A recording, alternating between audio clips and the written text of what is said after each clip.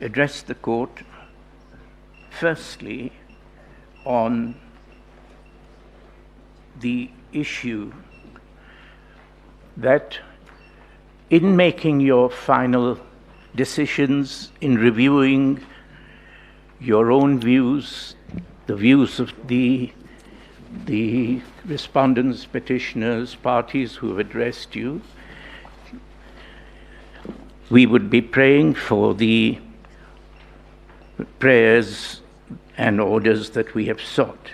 And in doing this, may I first refer to the principle that would be applicable in approaching your decision and judgment. In this context, the court has heard today from my senior, AG Emeritus,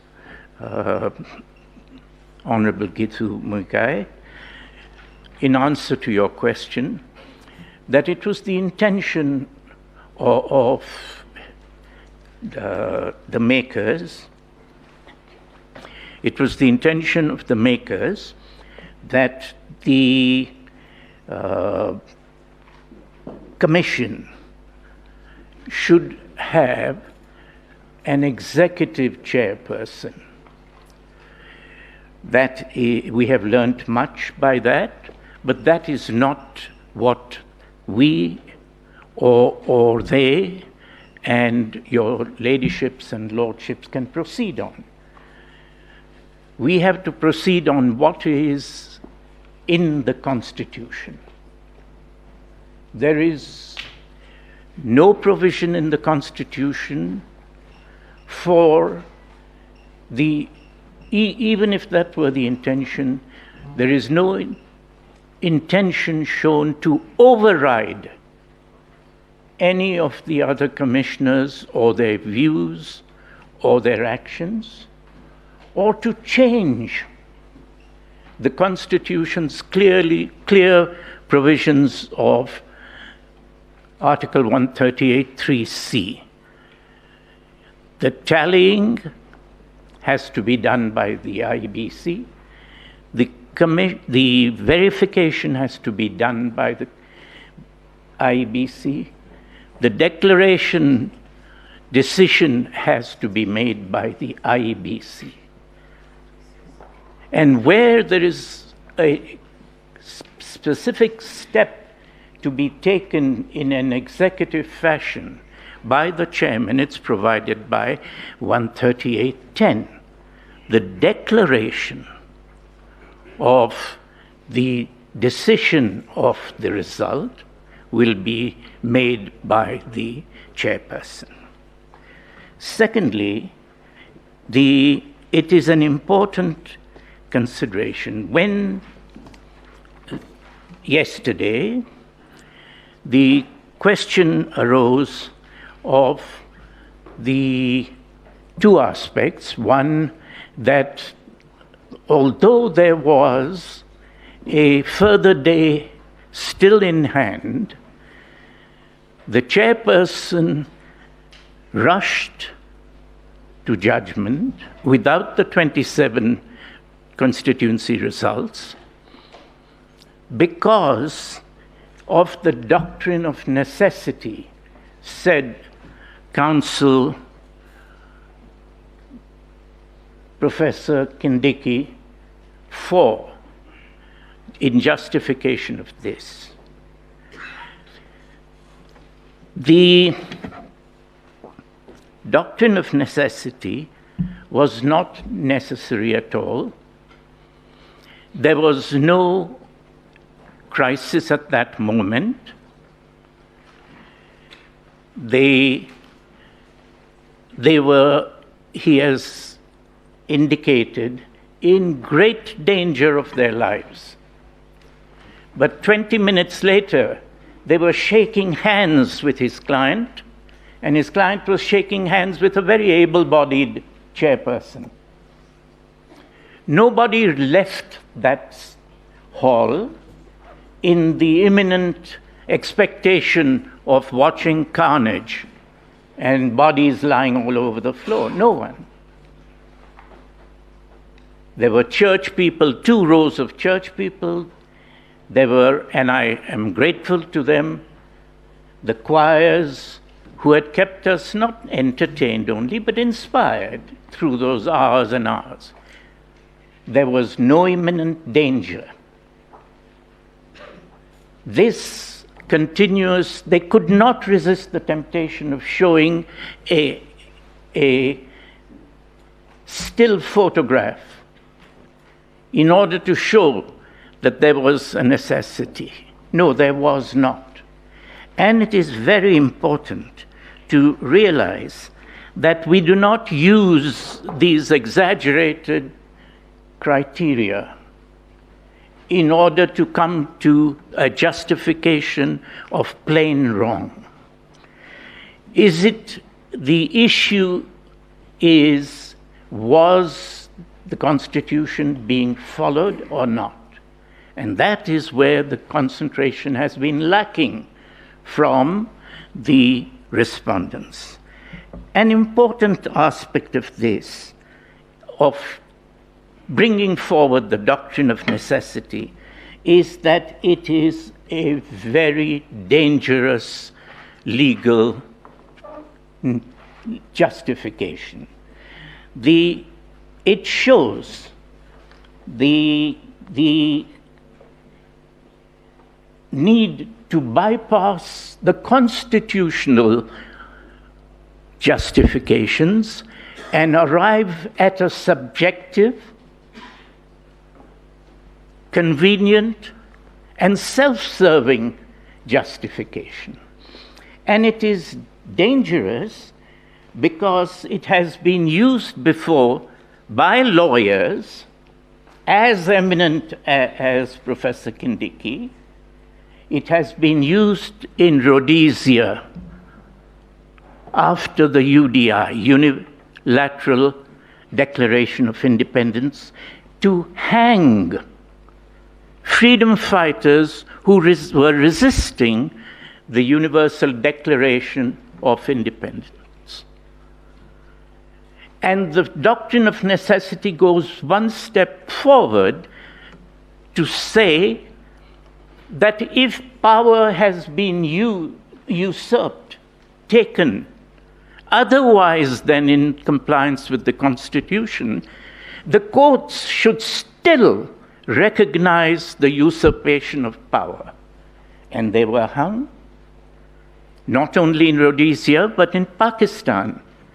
After a coup, their courts accepted that the doctrine of necessity, the acknowledgement of what was shown to be the new Grundnorm, would have to be acknowledged. And so the coup was all right. And so my learned friend, the professor, is saying, you too must acknowledge. And what does the doctrine of necessity always acknowledge? It acknowledges wrongful taking of power. And the Grundnorm is thereby changed, and therefore the court must accept it. So they're basically saying to you, recognize there was need, recognize that the chairperson did this out of necessity, and therefore it has to be accepted. It was done in Nazi Germany. That's where the Grundnorm comes from. And therefore, we submit not only that you should reject it, but you should condemn the attempted use of it so that it can be used here now in this innocuous, apparently innocuous moment in a case in a hall full of lawyers and judges. But it is a very dangerous thing, not only historically, but because Professor Kindiki revealed, perhaps unknowingly, that we now know that the doctrine of necessity has been discussed in their private thinking and now is brought here publicly. And when there is, next time, there doesn't have to be a chair and 3 people and 2 policemen clearing the chaos. Next time, when there is a manufactured group assaulting another group of 50, 100, 200 people, who will get up and say, we have taken power as an act of necessity? Because our attempt to do so at Bomas, to establish a new government not in compliance with the Constitution, failed, as it should fail. But now, with the doctrine of necessity, we are there. And we will take on anybody who says that we are doing anything wrong, because the doctrine of necessity requires that we restore peace and order and move on. And then when we bring the matter to court, learned Professor Kindiki will be here to say, I will now refer to the case of Mandus Butiro, South Rhodesian law reports, and say, here it is. Here is Pakistan. Here is the case from Uganda after the Uganda coup, applying the same thing. And we say, this is the prophecy that is put forward now in their thinking, shown unwittingly, I think, by Professor Kindiki, and placed before the people of Kenya. We say, not only reject it, but reject it consciously, so that the precedent is not of a submission which failed, but a precedent of the Supreme Court of our land rejecting this ever for use in Kenya. So what should we be using? I'm happy to say that, again, from the respondent's side, I draw some inspiration. And that is from my learned friend, Senior Counsel Fred Gatia. My learned friend, both learned and friend, put forward before the court, and he said, let us get at the substantive truths. He put forward a criteria completely different from Professor Kindiki. And I'm happy to say, yes, let's do that. So we put to you, when we put forward the manipulated postponement of Mombasa and Kakamega, we showed to the court that the Gazette notice, the power which Mr. C0URT used, was illegal, because in the Gazette notice he lied and put forward just half of what the power he has needs to meet. And so, when we put these forward, they could not reply, but those who attempted the reply said, but look at this. This is his power, this is his this is his section here, and he's an executive, he's this. But Senior Counsel Gatia's principle was a more important and relevant approach. So we say, what is the substantive truth behind the postponement, behind the lying Gazette notice, before the self-serving amendment of the Regulation 67, by which he changed, this chairperson changed, or got changed, the constitutional provision that the papers 34A and B received at Bomas must be dealt with by the IBC Commission. Instead, he changed it to the returning officer. It has been pointed out there is no such office, and he put it there. What is the substantive truth behind this? What is the substantive truth behind the fact that despite several orders from you, the server has not been fully opened? What is the substantive truth behind the fact that this is not the first time this chairperson has disobeyed the court? What is the substantive truth of the absence from his behavior of any reference to Article 10? Article 10 is values. They are national values. And the beauty of our Constitution is that it is not only a manual of government. Finance will be dealt with this way, so-and-so will be appointed that way, he can resign or he has to be removed or this or that. Each and every chapter has its specific values set out therein. 81, 86,